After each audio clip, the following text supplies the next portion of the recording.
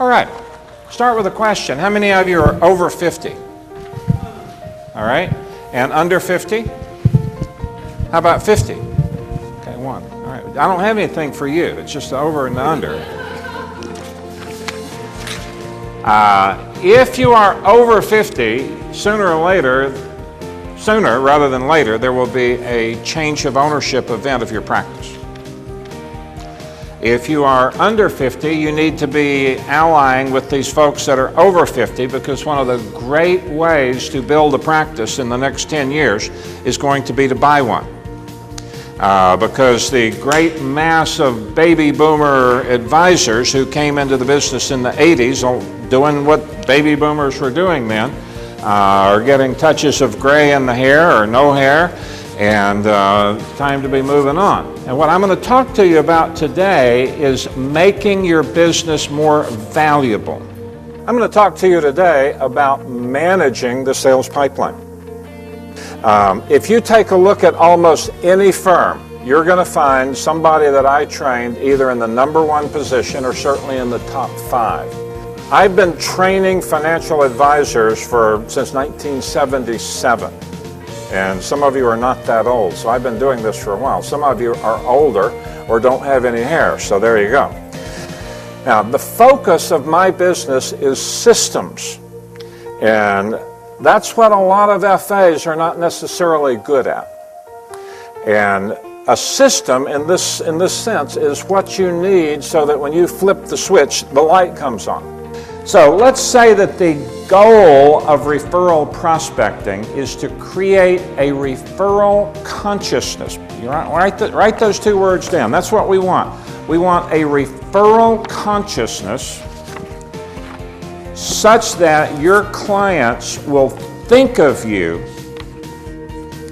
when they run into someone who might need financial advice. Your name will come to mind. But I want you to take a second and I want you to write down how much is your time worth as a financial advisor per hour. How much are you worth an hour? There's only one answer that's in the ballpark correct. It's right here. $1,500 an hour. And the figure we came up with in 1986 was $1,000 an hour. And when I had that number of $1,000 an hour, I knew that this was when I was doing the original research on what led to Bill Good Marketing System.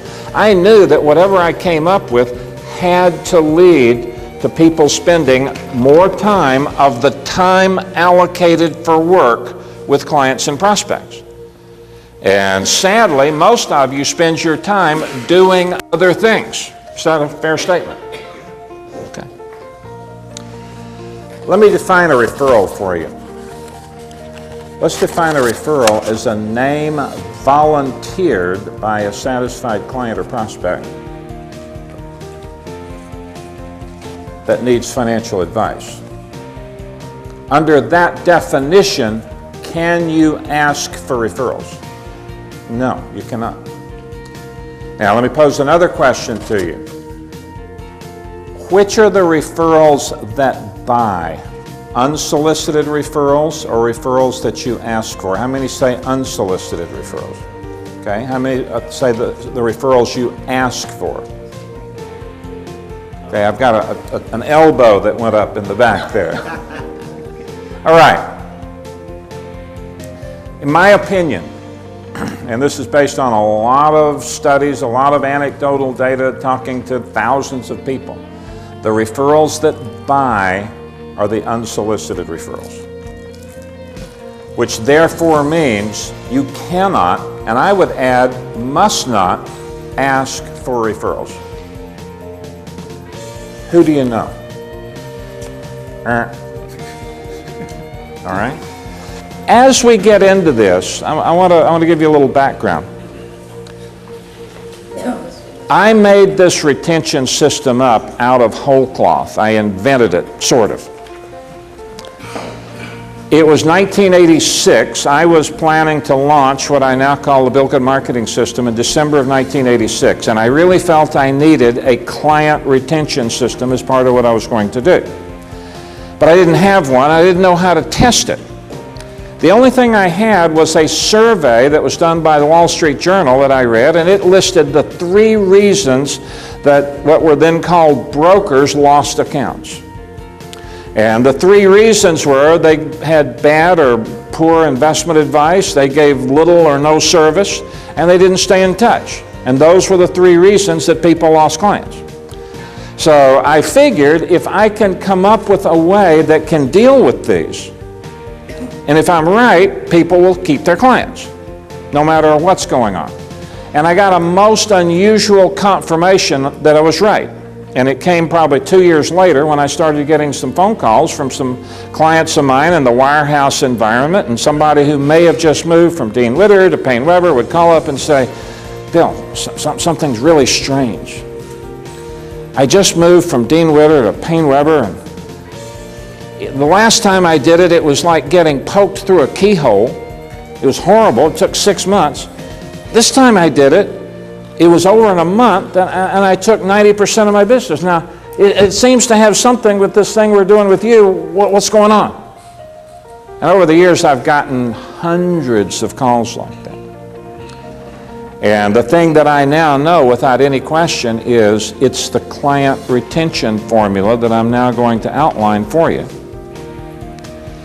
And it is that formula that enables people to keep their client relationships, keyword, when the competition knows name, address, phone number, account balance, social security number, and so on and so forth.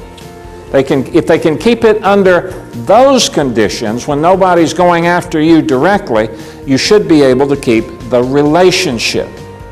Keyword is relationship. There's no one in this room who's been in business for more than a few years who doesn't have some clients you're not comfortable calling anymore. Okay, those clients, the relationship is gone. The assets may be in place, but not the relationship. We're interested in keeping the assets and especially the relationship. But let me pose this question to you. Who in here has a top performing client who a few years ago was a C client that you would have never noticed? Anybody got one of those? Okay. How big is that A client now?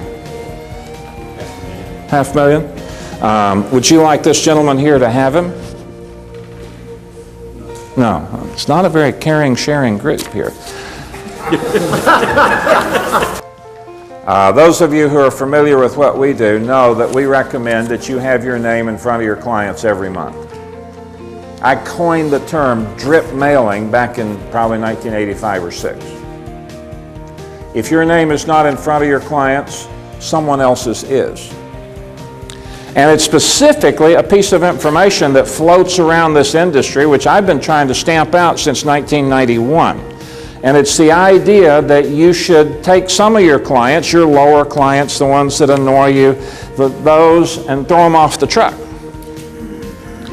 And the argument is based on the 80-20 rule, which I believe to be a false argument. And the argument goes 80% of your business comes from 20% of your book, but I spend more than 80% of my time with the 20% that produce the 80%. So if I get rid of some of the bottom 80% who take up more than 20%, I'll have more time to devote to the high net worth clients. Isn't that the argument? I personally believe that if your mission is to become trusted advisor, if you fundamentally breach the trust that people have bestowed on you, because no one held a gun against your head to take the account 10 years ago, if you do that, you are not and should not be considered a trusted advisor. That's one thing. I think it's crummy ethics to take the people who helped you come to the party and throw them off the truck. Thank you. So, ladies and gentlemen, thank you so much. I hope you got something.